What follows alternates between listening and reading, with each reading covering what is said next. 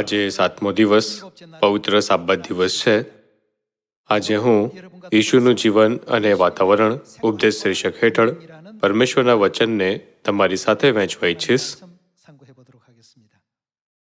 જ્યારે ઈશુ આ પૃથ્વી પર આવ્યા તો ધાર્મિક નેતાઓ અને લોકોએ તેમની નિંદા કરવા માટે ઘણી વસ્તુઓનો ઉપયોગ કર્યો. 2000 વર્ષ પહેલાં જે બન્યું તેના દ્વારા આપણે સમજી શકીએ છીએ કે સ્વર્ગીય પિતા આનસાંગ હોંગ અને સ્વર્ગીય માતા નવી યરુશલેમ કેવા પ્રકારનું જીવન જીવ્યા હતા. આવો આપણે મહેસૂસ કરીએ કે તેમણે તેમની સંતાનોના ઉદ્ધાર અને પશ્ચાતાપ માટે એવું જીવન જીવ્યું.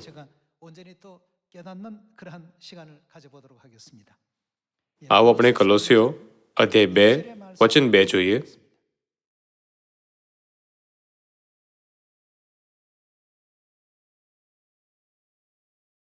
તેઓના હૃદયો દિલાસો પામે ને ઈશ્વરનો જે મર્મ જે ખ્રિસ્ત છે તેમને જાણવાને સંપૂર્ણ જ્ઞાન પ્રાપ્ત કરવાને માટે પ્રેમમાં જોડાયેલા રહે. તેમનામાં તો જ્ઞાન તથા બુદ્ધિનો સર્વ સંગ્રહ ગુપ્ત રહેલો છે. કોઈ માણસ મનોહર વાતોથી તમને ન ભૂલાવે માટે હું એ કહું છું, કેમ કે દેહમાં હું દૂર છું તો પણ આત્મામાં તમારી સાથે છું અને તમારી સુવ્યવસ્થા તથા ખ્રિસ્ત પરના તમારા વિશ્વાસની દ્રઢતા જોઈને આનંદ પામું છું.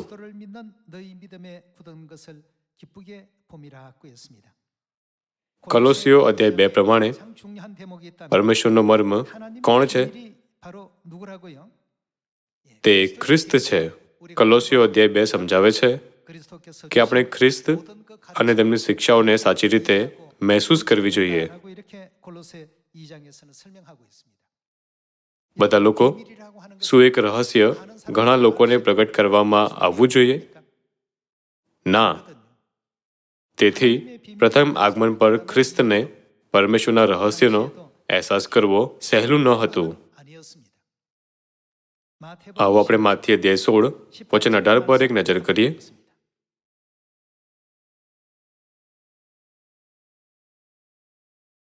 અધ્યાય 16 વચન 18. અને હું પણ તને કહું છું કે તું પિત્તળ છે ને આ પથ્થર પર હું મારી મંડળી બાંધીશ ને તેની વિરુદ્ધ હાદેસની સત્તાનું જોર નહીં ચાલે. આકાશના રાજ્યની કૂંચીઓ હું તને આપીશ ને પૃથ્વી પર તું જે કંઈ બાંધશે તે આકાશમાં બંધાશે અને પૃથ્વી પર તું જે કંઈ છોડશે તે આકાશમાં પણ છોડાશે. ત્યારે તેમણે શિષ્યોને આજ્ઞા આપી, હું ખ્રિસ્ત છું એ તમારે કોઈને કહેવું નહીં.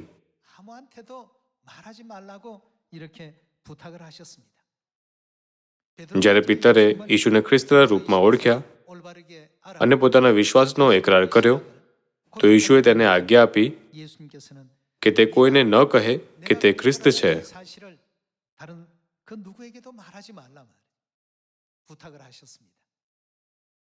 આ રીતે જ્યારે ખ્રિસ્ત આ પૃથ્વી પર આવ્યા તો તેમણે શું કર્યું? તે પોતાની ઓળખ છુપાવીને ગુપ્ત રીતે આવ્યા.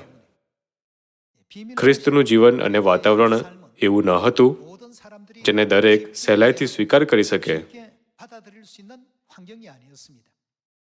પરમેશ્વર ગુપ્ત રીતે આવ્યા, શરીર પહેર્યું અને આપણી જેમ જીવન જીવ્યું. તે એવા સંજોગોમાં આવ્યા જેને સ્વીકાર કરવા ખૂબ મુશ્કેલ હતા. આ બધાની પાછળ આપણા ઉદ્ધાર માટે પરમેશ્વરનો મહાન હેતુ હતો.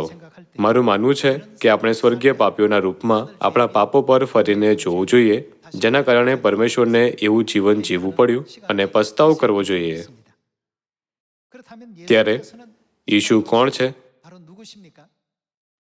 આવો આપણે યશાયા અધ્યાય 9 જોઈએ.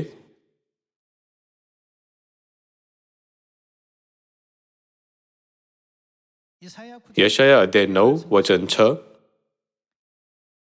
કેમ કે આપણે માટે છોકરો જન્મ્યો છે, આપણને પુત્ર આપવામાં આવ્યો છે, તેની ખાંદ પર રાજ્યાધિકાર રહેશે અને તેને અદ્ભુત મંત્રી, પરાક્રમી ઈશ્વર, સનાતન, તે કોણ છે? પિતા. આ એક ખૂબ જ મહત્વપૂર્ણ ભવિષ્યવાણી હતી કે પિતા કહેવાતા પરમેશ્વર યહોવા પુત્રના રૂપમાં આવશે. વચન 7. દાઉદના રાજ્યસન ઉપર ને તેના રાજ્ય ઉપર તેમને ઇન્સાફ તથા ન્યાયપણાથી તે સમયથી તે સર્વકાળ માટે સ્થાપવા તથા દ્રઢ કરવા માટે તેમની સત્તાની વૃદ્ધિનો તથા શાંતિનો પાર રહેશે નહીં. સૈન્યોના ઈશ્વર યહોવાની ઉત્કંઠાથી આ થશે. યશાયા પ્રબોધકે તે નગર વિશે પણ ભવિષ્યવાણી કરી, જ્યાં પરમેશ્વર એક બાળક તરીકે પુત્રના રૂપમાં આવશે ત્યારે તેમનું કાર્ય કરશે. આવો આપણે અધ્યાય 9 વચન 1 પર જઈએ. પરંતુ જે ભૂમિ પર સંકટ પડ્યું હતું તેમાં અંધારું રહેશે નહીં. પ્રથમ તેમણે જબુલોન તથા નફ્તાલીના દેશને તિરસ્કાર પાત્ર કરી નાખ્યો હતો, પણ છેવટે તેને એટલે સમુદ્ર તરફના રસ્તા પર યર્દનને પેલે પાર તે ક્યાં પ્રતિષ્ઠિત કરશે? જે વિદેશીઓનો પ્રાંત છે તેને તેમણે પ્રતિષ્ઠિત કર્યો છે. અંધકારમાં ચાલનારા લોકોએ મહાન પ્રકાશ જોયો છે. મરણ છાયાના દેશમાં વસનારા પર અજવાળું પ્રકાશ્યું છે. વિદેશીઓનો પ્રાંતની વિગતો પણ, જ્યાં ઈસુ તેમનું સેવા કાર્ય પૂરું કરશે, તેમના આગમનથી લગભગ 700 વર્ષ પહેલા ભવિષ્યવાણી કરવામાં આવી હતી. કલોસીઓ અધ્યાય 2 વચન 2 માં પરમેશ્વર કહે છે કે પરમેશ્વરના રહસ્ય ખ્રિસ્તને જાણવું ખૂબ મહત્વપૂર્ણ છે. ઈશુએ પિતરને પૂછ્યું, પણ હું કોણ છું તે વિશે તમે શું કહો છો? પિતરે જવાબ આપ્યો, તમે મસીહ જીવતા ઈશ્વરના દીકરા છો. યશાયા અધ્યાય 9 પ્રમાણે પરમેશ્વરનો પુત્ર કોણ છે? આ રીતે તેનો અર્થ હતો, તમે પિતા પરમેશ્વર છો. ઈશુએ જવાબ આપ્યો, સિમોન યોના પુત્ર, તને ધન્ય છે. પરમેશ્વરે તને આ જણાવ્યું છે. આકાશના રાજ્યની કૂંચીઓ હું તને આપીશ. પછી તેમણે તેને આજ્ઞા આપી કે તે કોઈને ન કહે કે હું ખ્રિસ્ત છું. આ એક કારણ છે કે પરમેશ્વર જે આ પૃથ્વી પર આવ્યા હતા તે ક્યારેય દુનિયા જે રીતે કલ્પના કરે છે તે રીતે ખ્યાતિ અને કીર્તિથી ભરેલા રૂપમાં પ્રગટ ન થઈ શક્યા. લોકોની નજરમાં આ બાબત કે તે બાબતમાં ખામી હતી. તો પણ તે સ્વભાવમાં કોણ છે? તે પરાક્રમી ઈશ્વર અને સનાતન પિતા છે. આવો જોઈએ કે પરાક્રમી ઈશ્વર સનાતન પિતા જ્યારે આ પૃથ્વી પર આવ્યા ત્યારે કેવા પ્રકારનું જીવન જીવ્યું. આવો આપણે સાથે મળીને લૂક અધ્યાય 11 ખોલીએ.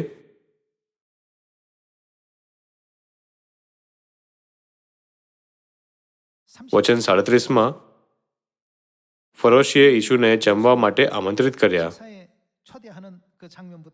આવો આપણે વચન 37 પર એક નજર નાખીએ. તે બોલતા હતા ત્યારે એક ફરોશીએ પોતાની સાથે જમવાને તેમને નોતર્યા અને તે અંદર જઈને જમવા બેઠા. જમતા પહેલા તે નાહ્યા નહીં. તે જોઈને ફરોશી નવાઈ પામ્યો.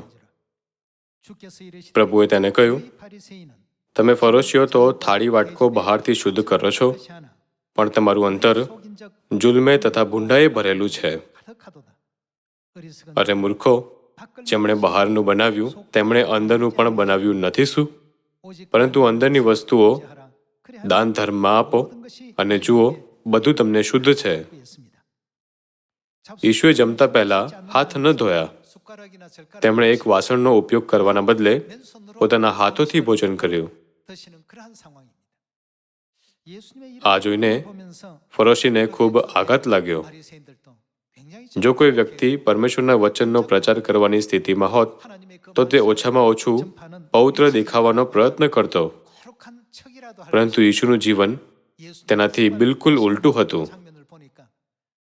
પરમેશ્વરે જુદા જુદા કાર્યો કર્યા જેનાથી પરમેશ્વરની ઓળખાણ મુશ્કેલ બની ગઈ અને તેમણે તેમની મહિમાને સંપૂર્ણ રીતે છુપાવી દીધી. આવો આપણે માથી અધ્યાય 11 વચન 18 વાંચીએ.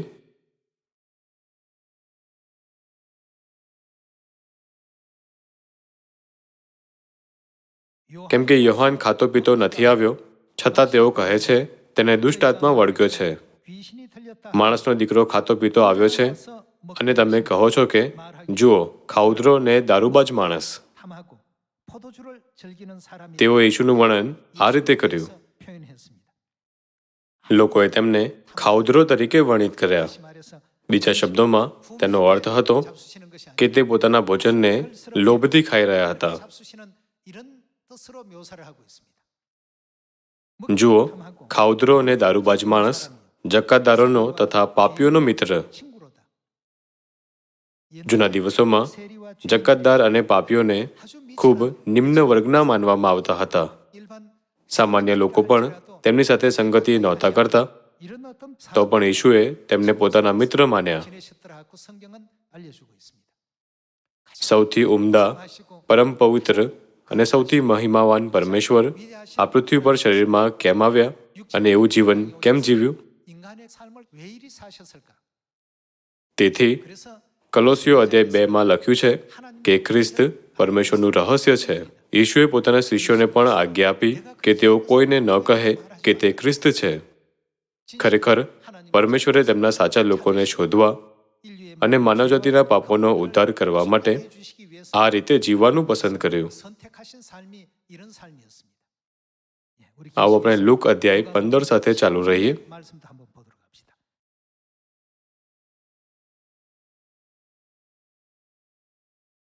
આવો આપણે લુક અધ્યાય 15 વચન 1 પર એક નજર કરીએ. હવે તેમનું સાંભળવા માટે બધા જકાતદારો તથા પાપીઓ તેમની પાસે આવ્યા હતા. ફરીસીઓએ તથા શાસ્ત્રીઓએ બંનેએ કચકચ કરીને કહ્યું, આ માણસ પાપીઓનો સ્વીકાર કરે છે અને તેઓની સાથે ખાય છે. તે વખતે ફરીસીઓ અને શાસ્ત્રીઓએ પવિત્ર હોવાનો ઢોંગ કર્યો, પણ યેશુએ જકાતદાર અને પાપીઓનું સ્વાગત કર્યું અને તેમની સાથે ભોજન કર્યું. તે બિલકુલ પણ મહિમાવાન દેખાતા ન હતા.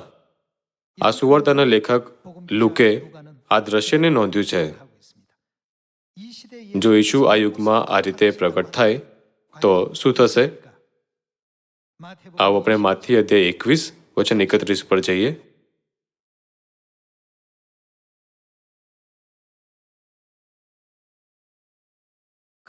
તો તે બંનેમાંથી કોણે પિતાની ઈચ્છા પ્રમાણે કર્યું? તેઓ તેને કહે છે કે પહેલાએ. યેશુ તેઓને કહે છે, હું તમને ખચિત કહું છું, દાણીઓ તથા વેશ્યાઓ તમારી અગાઉ ઈશ્વરના રાજ્યમાં જાય છે. યેશુએ આજુબાજુ ફરતા શીખવ્યું કે તે દિવસોમાં સૌથી તુચ્છ અને સૌથી વંચિત લોકો પરમેશ્વરના રાજ્યમાં પ્રથમ પ્રવેશ કરશે. બધા લોકો તેની કલ્પના કરો. ખ્રિસ્તે પરમેશ્વરના મહિમાને છુપાવીને એવું જીવન કેમ જીવ્યું? જ્યારે આપણે આ બાબત પર વિચાર કરીએ છીએ તો આપણે આ નિષ્કર્ષ પર પહોંચીએ છીએ કે પરમેશ્વરે આ જીવન માનવજાતિના ઉદ્ધાર માટે જીવ્યું છે.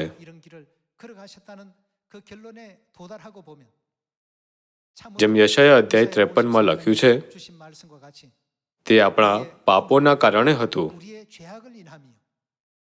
જો આપણે સ્વર્ગમાં પાપ ન કર્યું હોત તો પરમેશ્વરની સાથે આવું ક્યારેય ન થયું હોત.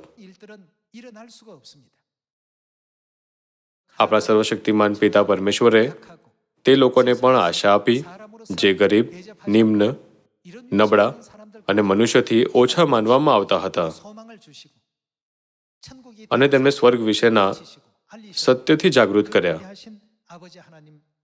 પણ ફરીસીઓ અને શાસ્ત્રીઓએ જ્યારે તેમના પરમેશ્વર આ પૃથ્વી પર આવ્યા ત્યારે તેમનો નકાર કર્યો, તેમની મજાક ઉડાવી, તેમના પર થૂક્યા અને વધસ્તંભ પર ચડ્યા. તેમણે આ કહીને તેમના પર પથ્થરમારો કરવા માટે પથ્થર ઉઠાવ્યા. તું માણસ છતાં પોતાને ઈશ્વર ઠરાવે છે અને તેમની વિરુદ્ધ દુષ્ટ કાર્યો કર્યા. જો પરમેશ્વર આ પૃથ્વી પર આકાશના મેઘો પર કે સ્વર્ગીય અગ્નિના રથો પર ઘણા સ્વર્ગદૂતોની સાથે આવ્યા હોત તો શું તેઓ ઈશુની સાથે આ રીતે વર્તન કરવાની હિંમત કરતા? તે નીચા પદમાં આવ્યા હોવાથી તેથી લોકોએ તેમને ન ઓળખ્યા અને તેમની સાથે તે રીતે વર્તન કર્યું. જ્યારે પિતરે તેમને ઓળખ્યા ત્યારે તેમણે કહ્યું, હું ખ્રિસ્ત છું એવું કોઈને ન કહેતા. એવું એટલે છે કેમ કે હું ગુપ્ત રીતે આવ્યો છું. આવો આપણે 2 કોરિન્થીઓ અધ્યાય 4 વચન 4 પર એક નજર કરીએ.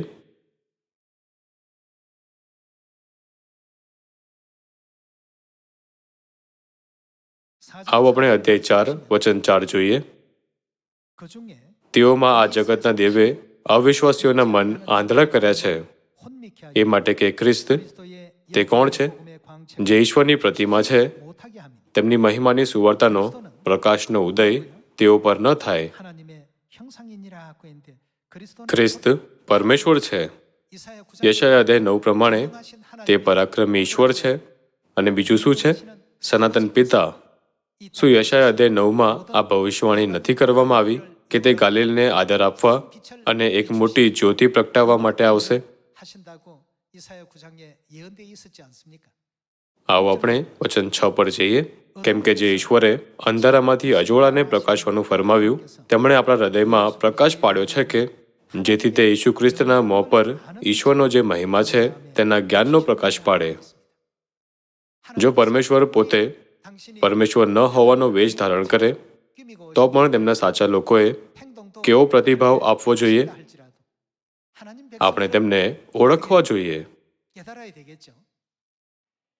સ્વર્ગીય સંતાનોને બચાવવા માટે પરમેશ્વર સ્વર્ગના મહિમાને છુપાવીને ગુપ્ત રીતે શરીરમાં આવ્યા. તે સમયે એવા લોકો હતા જેમણે પરમેશ્વરને ઓળખ્યા અને એવા લોકો હતા જે તેમની પાસેથી પાછા ચાલ્યા ગયા. 5,000 લોકો તેમની પાછળ ચાલ્યા. પણ યોહાન અધ્યાય 6 વચન 66 શું કહે છે કે તેમણે શું કર્યું? તેમના શિષ્યોમાંના ઘણા પાછા ગયા. ભલે પરમેશ્વર આવ્યા, તેમણે તેમને તેમની શિક્ષાઓ આપી અને ચમત્કારિક ચિહ્નો કર્યા, તો પણ તેઓ તેમની ઈચ્છા પૂરી ન કરવાને કારણે તેમની પાસેથી પાછા ફરી ગયા. આ પ્રકારની સ્થિતિનો ઉલ્લેખ સુવાર્તામાં ઘણીવાર કરવામાં આવ્યો છે. જેમ કે ઈશુના સમયનું વાતાવરણ અને તેમણે કેવું જીવન જીવ્યું તે. તો પણ પીતર, યોહાન અને યાકૂબે તેમની શિક્ષાઓનું પાલન કર્યું અને અંત સુધી તેમની સાથે રહ્યા. એટલે ઈશુએ કહ્યું, શું મેં તમને પસંદ નહોતા કર્યા? આપણે યોહાન અધ્યાય 6માં ઈશુના આનંદનું દ્રશ્ય જોઈ શકીએ છીએ. આ યુગમાં જો ઈશુ આપણને શીખવવા આવ્યા તો આપણે વિચારી શકીએ છીએ કે આપણે આમીન કહીશું અને 100% તેમનું પાલન કરીશું, પરંતુ એવું નથી. આવો આપણે યોહાન અધ્યાય 6 વચન 66 પર એક નજર કરીએ.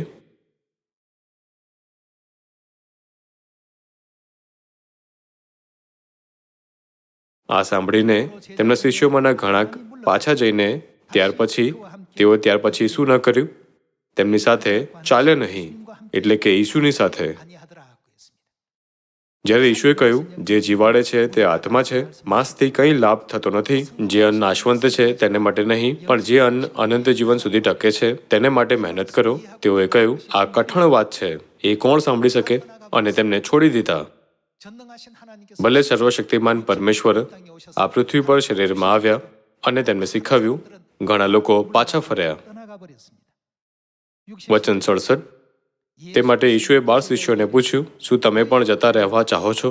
સિમોન પીતરે તેમને ઉત્તર આપ્યો, પ્રભુ, અમે કોની પાસે જઈએ? અનંત જીવનની વાતો તો તમારી પાસે છે. અમે વિશ્વાસ કર્યો છે અને જાણીએ છીએ કે ઈશ્વરના પવિત્ર તે તમે જ છો. જે લોકો ઈશુને સાચી રીતે જાણતા હતા તેમણે અંત સુધી તેમની શિક્ષાઓનું પાલન કર્યું, પણ સામાન્ય લોકોએ જેમણે ન કર્યું તેમને છોડી દીધા. શું તેનો અર્થ આ નથી કે સામાન્ય લોકો માટે તેમને પરમેશ્વરના રૂપમાં સમજવું સહેલું ન હતું? તેમણે જવની 5 રોટલી અને 2 માછલીઓથી 5,000 લોકોને ખવડાવ્યું અને હજુ પણ 12 ટોપલીઓ બચી હતી. તેઓએ રોટલી ખાધી પણ તેમને છોડી દીધા. તે ખરેખરમાં આશ્ચર્યજનક છે. આવા વાતાવરણમાં ખ્રિસ્તે સુવાર્તાનો પ્રચાર કર્યો. તે એવી દુનિયામાં રહેતા હતા જેને ખ્રિસ્ત પર આટલો ઓછો વિશ્વાસ હતો. આવો આપણે યોહાન અધ્યાય 10 સાથે ચાલુ રહીએ.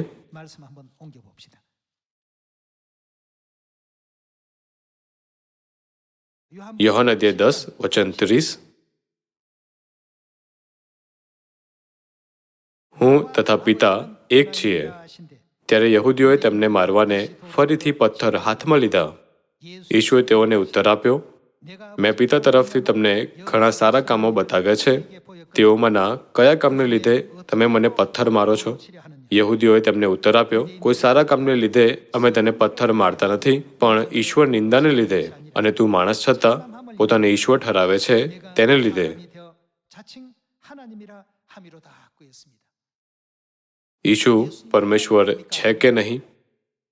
પ્રબોધક યશાયા આપણને સ્પષ્ટ રૂપથી શીખવે છે કે ભલે તે એક બાળકના રૂપમાં જન્મ લેશે, પરંતુ તે પરાક્રમી ઈશ્વર, સનાતન પિતા છે. પણ તે સમયની પરિસ્થિતિઓના કારણે લોકોએ પૂછ્યું, માત્ર એક સામાન્ય મનુષ્ય કેવી રીતે ઈશ્વર હોઈ શકે છે? ભલે તેમની સાથે આ રીતે વ્યવહાર કરવામાં આવ્યો હતો, પરંતુ તેમણે માત્ર આપણા ઉદ્ધાર પર ધ્યાન કેન્દ્રિત કર્યું, અને જ્યાં સુધી તેમની સંતાનોનો ઉદ્ધાર ન થઈ ગયો ત્યાં સુધી સંસારના પાપોને ઉઠાવીને નવા કરારના માર્ગ પર ચાલ્યા. આપણે પરમેશ્વરની કૃપા, પ્રેમ, બલિદાન અને ભક્તિને ક્યારેય ન ભૂલવી જોઈએ. જો કે કેટલાક નિર્લજ્જ લોકોએ તેમના પર પથ્થરમારો કરવાનો પ્રયત્ન કર્યો. આવો આપણે અધ્યાય 6 પર જઈએ. યોહાન અધ્યાય 6 વચન 41. એ માટે યહૂદીઓએ તેમને વિશે કચકચ કરી, કેમ કે તેમણે કહ્યું હતું, આકાશમાંથી ઉતરેલી રોટલી હું છું. તેઓએ કહ્યું, યુસુફનો દીકરો ઈશુ, જેના મા બાપને અમે ઓળખીએ છીએ, તે શું એ જ નથી? ત્યારે તે હમણાં એમ કેમ કહે છે કે આકાશમાંથી હું ઉતર્યો છું? શું ઈશુ સ્વર્ગથી નીચે નહોતા આવ્યા? યહૂદીઓએ પરમેશ્વરને ઓળખ્યા નહીં, જે સ્વર્ગથી માનવ સ્વરૂપમાં આવ્યા હતા. તે મરિયમ નામની સ્ત્રીના શરીર દ્વારા આ પૃથ્વી પર આવ્યા. તેઓએ વિચાર્યું, તેના પિતા યુસુફ છે, અને આપણે તેના માતા પિતાને જાણીએ છીએ. તે આટલું જૂઠું કેવી રીતે બોલી શકે છે કે તે સ્વર્ગથી નીચે આવ્યો છે? આ સ્થિતિમાં શું તેઓ ઈશુને પરમેશ્વરના રૂપમાં ગ્રહણ કરી શકતા હતા? તેઓએ તેમને વધસ્તંભે જડવામાં આગેવાની લીધી. એનું લોહી અમારે માથે તથા અમારા સંતાનને માથે. યહૂદીઓ આ વાત કહેવા માટે પૂરતો આત્મવિશ્વાસ ધરાવતા હતા. આવો આપણે યોહાન અધ્યાય 7 પર જઈએ.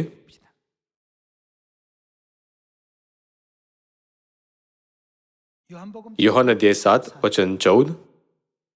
પણ પર્વ અડધું થવા આવ્યું ત્યારે ઈશુએ મંદિરમાં જઈને બોધ કર્યો. ત્યારે યહૂદીઓએ આશ્ચર્ય પામીને કહ્યું, એ માણસ કદી પણ શીખ્યા નથી, તેમ છતાં તે વિદ્યા ક્યાંથી જાણે છે? તેઓ નકારાત્મક સ્વરમાં વાતો કહી રહ્યા હતા, જેમ કે તેની પાસે કોઈ શૈક્ષણિક પૃષ્ઠભૂમિ નથી, પણ તે સાક્ષર છે. વચન 41. બીજાઓએ કહ્યું, એ જ ખ્રિસ્ત છે. પણ કેટલાકે કહ્યું, શું ક્યાંથી? ગાલિલમાંથી ખ્રિસ્ત આવવાનો છે? અમે જાણીએ છીએ કે ખ્રિસ્ત ગાલિલમાંથી ક્યારેય નહીં આવે. પણ શું ઈશુ ગાલિલથી ન આવ્યા? આ રીતે તેઓએ ઈશુની નિંદા કરી. આવો આપણે યોહાન અધ્યાય 1 પર પણ એક નજર કરીએ.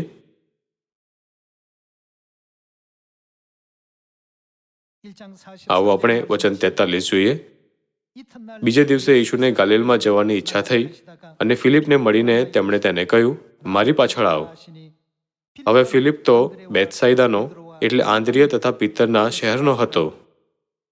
ફિલિપે નથાનિયેલને મળીને કહ્યું, નિયમશાસ્ત્રમાં જેમના સંબંધી મૂસાએ તથા પ્રબોધકોએ લખેલું તે એટલે નાઝરેતના ઈશુ, યુસુફના દીકરા, અમને મળ્યા છે. ત્યારે નથાનિયેલે તેને પૂછ્યું, શું નાઝરેતમાંથી કંઈ સારું નીકળી શકે? નાઝરેત, જ્યાં ઈશુએ સુવાર્તાનો પ્રચાર કર્યો, સારી પ્રતિષ્ઠાવાળી જગ્યા ન હતી.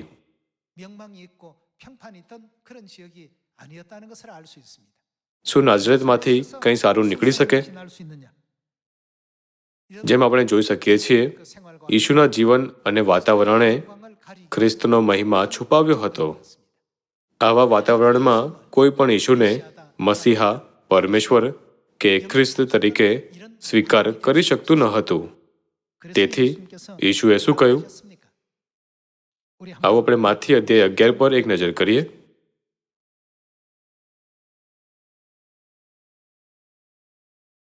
માથી અધ્યાય 11 વચન 2. હવે યોહાને કેદખાનામાં ખ્રિસ્તના કામ સંબંધી સાંભળીને પોતાના શિષ્યોને મોકલીને ઈશુને પૂછાવ્યું કે આવનાર તે તમે જ છો કે અમે બીજાની રાહ જોઈએ? ત્યારે ઈશુએ તેઓને ઉત્તર આપ્યો કે તમે જે સાંભળો છો ને જુઓ છો તે જઈને યોહાનને કહી બતાવો. આંધળા દેખતા થાય છે ને પાંગળા ચાલતા થાય છે, રક્તપિતિયા શુદ્ધ કરાય છે ને બહેરા સાંભળતા થાય છે, મુએલા ઉઠાડાય છે ને દરિદ્રીઓને સુવાર્તા પ્રગટ કરવામાં આવે છે. અને જે કોઈ મારા સંબંધી ઠોકર નહીં ખાય તેને ધન્ય છે.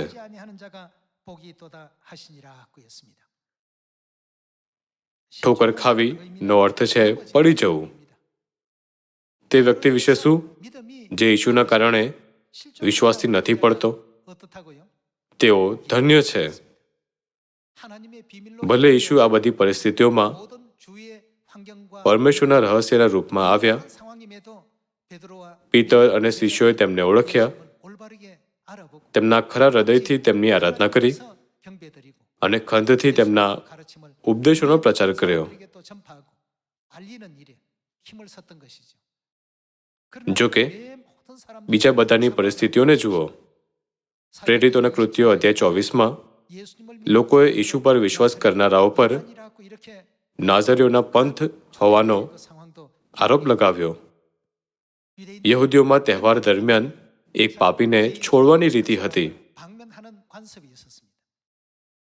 પિલાતે વિચાર્યું, શું લોકો ઈશુને છોડવા માટે નહીં કહે, કેમ કે તે લૂંટારા બરબ્બાસ કરતા વધારે ન્યાયી અને નમ્ર છે? તેણે તેઓને પૂછ્યું, તે બેમાંથી હું તમારે માટે કોને છોડી દઉં? એ વિશે તમારી શી મરજી છે? પણ બધાએ કહ્યું, ચોર બરબ્બાસને છોડો. તેઓએ બૂમ પાડી, ઈશુને વધસ્તંભે ચડો. આ બધું કોણ કરી રહ્યું હતું? શું તે સમયના ધર્મગુરુઓ લોકો સાથે ચાલાકી કરી રહ્યા ન હતા કે તેમણે ઈશુને વધસ્તંભ પર ચડાવવા માટે દોરવણી કરી?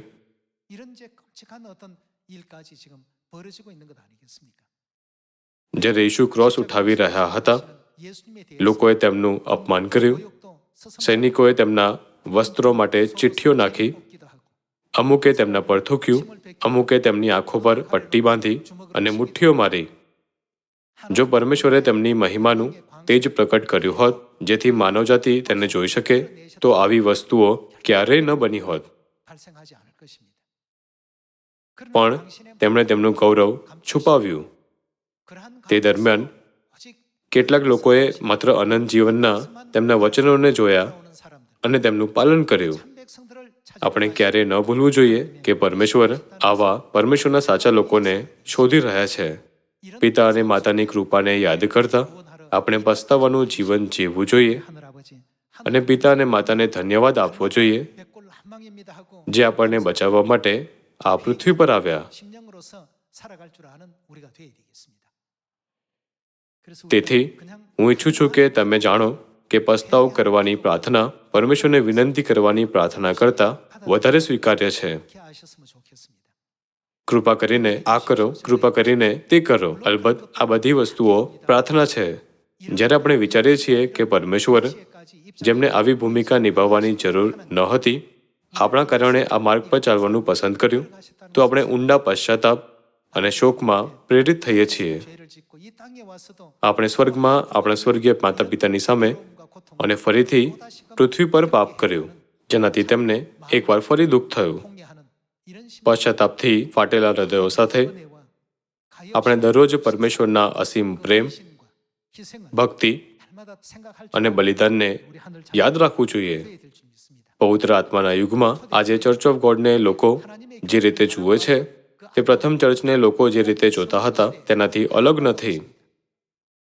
તે દિવસોમાં લોકો જે રીતે ઈશુને જોતા હતા તે જ રીતે લોકો ખ્રિસ્ત આનસંગ હોંગ અને નવી યરુશલેમ સ્વર્ગીય માતાને જુએ છે. જેમ કે યશાયા અધ્યાય 60માં લખ્યું છે, તે બધા દિવસોનું વર્ણન કેવી રીતે કરવામાં આવ્યું છે? તારા શોકના દિવસો. પણ તે શોકના દિવસોનું શું થશે? તે પૂરા થશે. આવો આપણે તે શબ્દો પર જઈએ જે કહે છે જ્યારે શોકના દિવસો પૂરા થાય છે તો સંતાનો સ્વર્ગ પાછા જઈ શકે છે. યશાયા અધ્યાય 60. આવો આપણે યશાયા અધ્યાય 60 વચન 20 પર એક નજર કરીએ.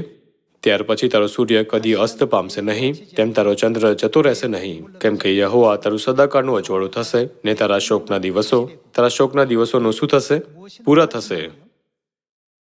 તારા શબ્દ કોને દર્શાવે છે? યશાયા અધ્યાય 60 યરૂશલેમના ભાવિ મહિમાનું વર્ણન કરતો હોવાથી તારા શોકના દિવસો તે દુઃખના દિવસોને દર્શાવે છે જેમાંથી યરૂશલેમને પસાર થવું પડશે.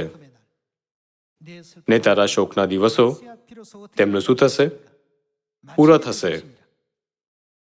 ત્યાં સુધી એવા લોકો હશે જે યરૂશલેમ પર વિશ્વાસ નથી કરતા, તે લોકો જે તેમના પર શંકા કરે છે, જે તેમને દગો આપે છે અને જેઓ તેમને રોકે છે. પવિત્ર આત્માના યુગનું વાતાવરણ પુત્રના યુગના વાતાવરણથી અલગ નથી. જો પરમેશ્વરે તેમની મહિમા પ્રદર્શિત કરી હોત તો કોઈ પણ સ્વર્ગીય પિતા અને સ્વર્ગીય માતાની સામે માથું ન ઉઠાવતા. યરૂશલેમ કોના માટે શોકના દિવસો સહન કરે છે? જ્યાં સુધી તેમની સંતાનોના કારણે થયેલા શોકના દિવસો સમાપ્ત ન થાય ત્યાં સુધી યરૂશલેમ આ પ્રકારના વાતાવરણમાં રહેશે. આવો આપણે વચન 14 પર પણ જઈએ.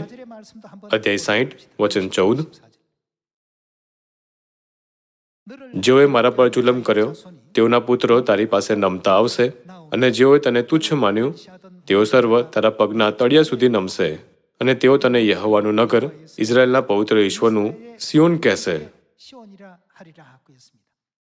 અહીં જુલમ કરનાર કોણ છે? તેઓ તે છે જેઓ યરૂશલેમને સતાવે છે.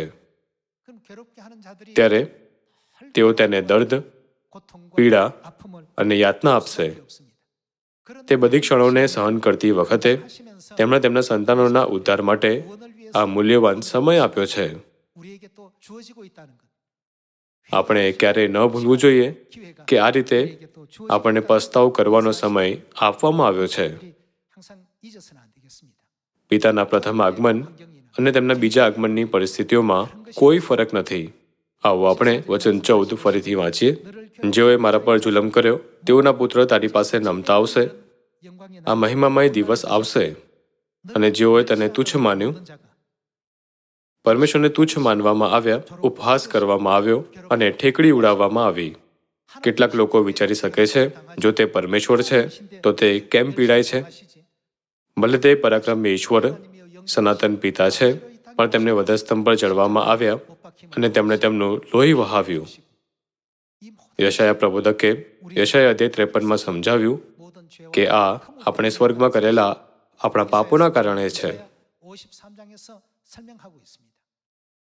યરૂશલેમ સાથે પણ એવું જ છે. તે પીડિત છે અને તુચ્છ માનવામાં આવે છે, પણ તેઓ તેના ચરણોમાં નમશે અને તેને ઇઝરાયેલના પવિત્ર પરમેશ્વરનું સિયોન કહેશે. આ તે છે જેની બાઇબલ ભવિષ્યવાણી કરે છે. ઈશુએ આ પણ કહ્યું કે બાઇબલ પૂર્ણ થવું જોઈતું હોવાથી તેથી આ સ્થિતિ અનિવાર્ય હશે.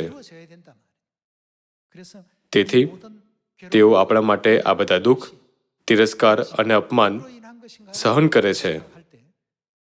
આપણે સ્વર્ગીય પિતા અને સ્વર્ગીય માતાની ભક્તિ અને પ્રેમને મહિમા આપવો જોઈએ. આપણે તેમના બલિદાનને ક્યારેય દગો ન આપવો જોઈએ. પરમેશ્વરે જેમણે આપણું આ વાતાવરણથી રક્ષણ કર્યું છે તે આપણા અદ્ભુત પિતા અને માતા છે.